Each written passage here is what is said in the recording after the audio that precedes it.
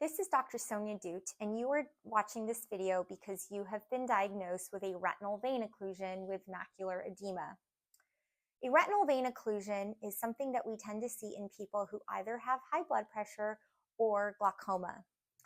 There are arteries that feed the eye blood and veins that drain the blood from the back of the eye, similar to how it is in the rest of your body.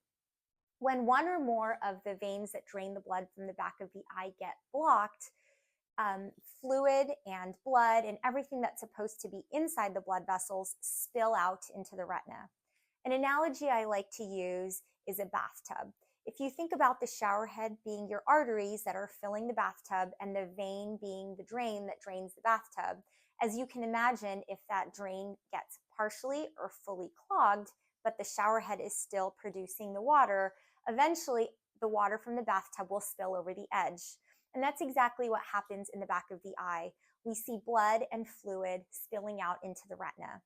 Unfortunately, there's really nothing we can do to unclog the drain. All we can do is treat the downstream effects of the blockage. One of those downstream effects is swelling in the retina. Because you have swelling in the retina, your central vision is very blurry. The way that we treat this is with injections of medication into the eye. The injections sound terrible, but the eye is very numb, and it's done here in the office, and it takes about 30 seconds. After the injection, we ask you use lots of artificial tears because the injection can make the eye feel scratchy for the first 24 hours.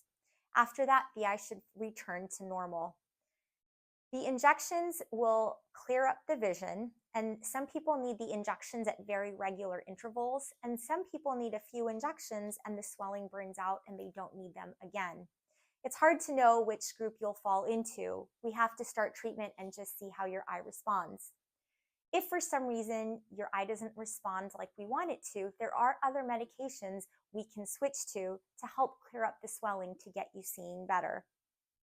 The injections are very safe and well tolerated. The biggest risk we watch for with the injection is the risk of infection, and the chance of that happening is about 1 in 2 to 3,000 people.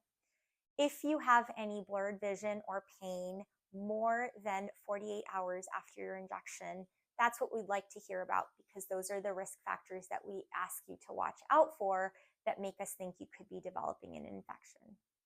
In addition to the injections, we also recommend you work with your primary care doctor and or a glaucoma specialist to keep your blood pressure and glaucoma under control to prevent this from happening elsewhere or in the other eye.